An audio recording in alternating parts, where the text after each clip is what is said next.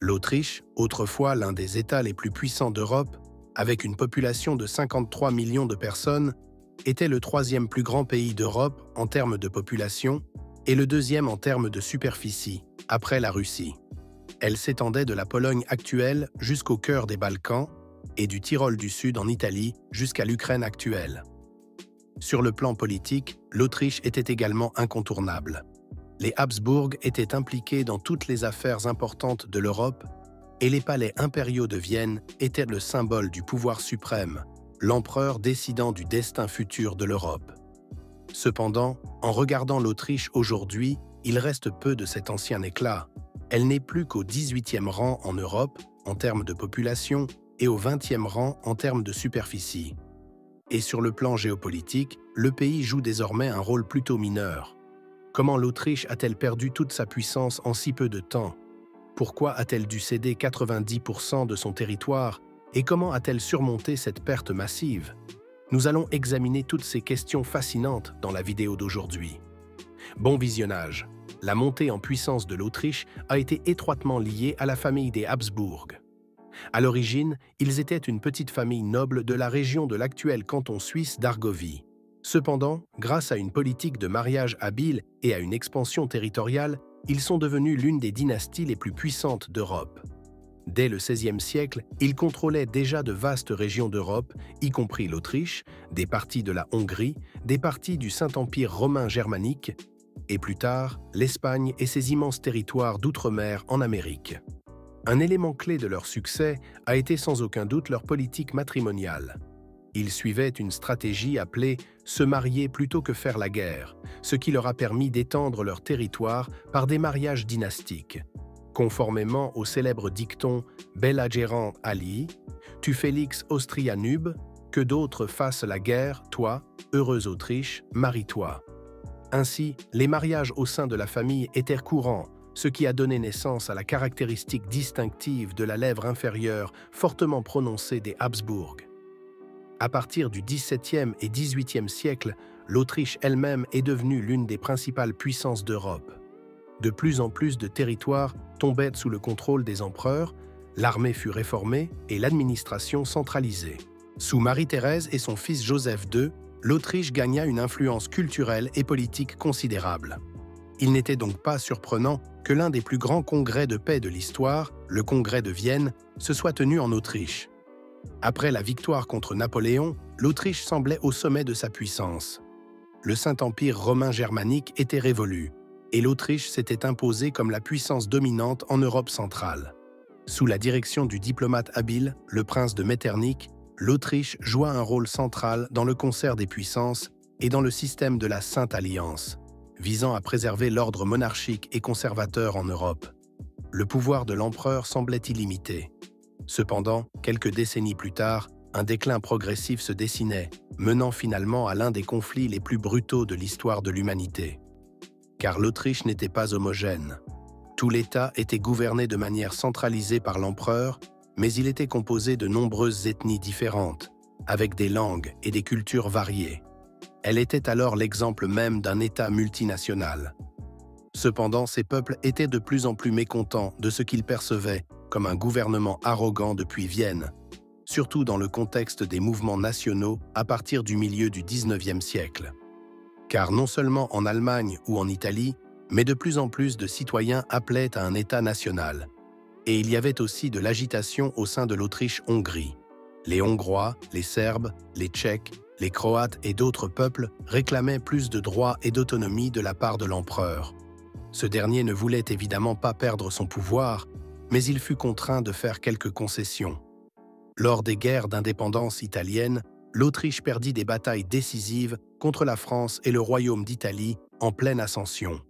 Et sur d'autres fronts, l'Autriche subit également des défaites, la plus importante étant celle de la guerre austro-prussienne de 1866. La défaite de l'Autriche conduisit à son exclusion de la Confédération germanique, perdant ainsi sa position dominante en Europe centrale au profit de la Prusse. Cela entraîna une énorme perte de prestige et exacerba encore plus les tensions internes. Les aspirations nationales croissantes, notamment en Hongrie, conduisirent finalement au compromis austro-hongrois de 1867. Ce compromis transforma l'Empire autrichien en une double monarchie, l'Autriche-Hongrie. Ce compromis était une tentative de calmer l'une des plus grandes ethnies du pays, mais il entraîna une décentralisation du pouvoir et affaiblit encore plus l'autorité de la cour viennoise. Ainsi, d'autres problèmes survinrent, car l'Autriche-Hongrie accusait un retard important par rapport aux autres puissances européennes en matière de révolution industrielle. Ce retard économique affectait non seulement la compétitivité de l'Empire, mais aussi sa force militaire. En plus des conflits ethniques, des conflits politiques entre forces conservatrices et libérales devenaient de plus en plus fréquents. En particulier, l'héritier du trône, l'archiduc François Ferdinand, était considéré comme un réformateur avec de nombreuses idées pour réorganiser la monarchie rigide. Parmi ces idées figurait la création des États-Unis de la Grande Autriche sur le modèle des États-Unis afin de créer un équilibre entre les peuples. J'ai déjà réalisé une vidéo à ce sujet que je vous mettrai en lien à la fin. Cependant, le trône restait fermement entre les mains de son oncle François-Joseph. Cet empereur très conservateur régna pendant près de 70 ans et conduisit finalement l'Autriche-Hongrie à sa ruine. De plus, François Ferdinand fut assassiné à Sarajevo en 1914, ce qui mit fin aux espoirs de changement. Au contraire, à partir de ce moment, la situation ne fit qu'empirer, ce qui nous amène à la chute finale de l'Autriche. À la suite de l'assassinat de son neveu, François-Joseph déclara la guerre à la Serbie, déclenchant ainsi une réaction en chaîne qui mena à la Première Guerre mondiale. Et cette guerre s'avéra être la catastrophe ultime pour la monarchie des Habsbourg. Alors que l'Empire reposait sur ses anciens succès et restait convaincu de sa propre puissance, la guerre changea tout. Malgré quelques succès initiaux, l'Empire ne put supporter les contraintes d'une guerre totale moderne. Les ressources économiques étaient insuffisantes, et les armées multinationales souffraient de problèmes de loyauté et de communication. Par conséquent, les peuples de l'Empire virent dans cette situation une opportunité pour obtenir leur indépendance, portant ainsi le coup de grâce à la monarchie. Les fronts s'effondrèrent progressivement et de plus en plus de nationalités, dont les Tchèques, les Slovaques, les Hongrois, les Slaves du Sud et les Polonais, proclamèrent leur indépendance. Ils furent en outre encouragés par les promesses des Alliés concernant l'autodétermination, comme l'avait proposé le président américain Woodrow Wilson. Dans une ultime tentative désespérée, le Conseil impérial autrichien adopta en octobre 1918 le Manifeste des peuples, qui prévoyait de transformer la monarchie en une fédération avec une large autonomie pour les différentes nationalités. Mais cette décision arriva trop tard. La monarchie était devenue de l'histoire ancienne et l'ancien grand territoire autrichien se désintégra. De nombreux nouveaux États virent le jour, notamment la Tchécoslovaquie, le royaume des Serbes, Croates et Slovènes, qui devint plus tard la Yougoslavie, et la République de Pologne. La Hongrie devint un État indépendant et l'Autriche fut réduite à ses territoires germanophones centraux. Le traité de Saint-Germain, en 1919, scella officiellement la fin de la monarchie des Habsbourg. L'Autriche perdit encore d'autres territoires, comme le Tyrol du Sud, au profit de l'Italie, et la région de la Bucovine, ainsi que des parties du Banat au profit de la Roumanie. Ce qui restait était la République d'Autriche, avec un territoire considérablement réduit et une période très difficile commençait pour ce petit pays. Le processus de réduction territoriale signifiait également une perte significative de ressources, de population et de puissance économique. La perte d'importance internationale joua également un rôle majeur. La Nouvelle-Autriche n'avait que peu d'influence sur la politique européenne, ce qui entraîna une crise d'identité au sein de la population. Beaucoup voyaient en cela comme la raison pour laquelle Hitler put annexer si facilement l'Autriche.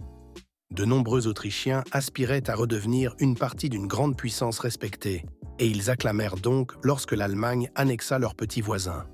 Ce n'est qu'après une autre guerre mondiale que l'Autriche accepta son nouveau rôle et déclara sa neutralité permanente. Cela permit à l'Autriche de retrouver une place respectée dans la politique internationale. De nombreuses organisations, telles que les Nations Unies, l'OPEP et l'OSCE, ouvrirent des bureaux à Vienne, faisant d'elle temporairement une capitale de la diplomatie. Depuis son adhésion à l'Union européenne en 1995, l'Autriche joue un rôle actif au sein de l'UE, promouvant l'intégration européenne et œuvrant pour le renforcement de la communauté.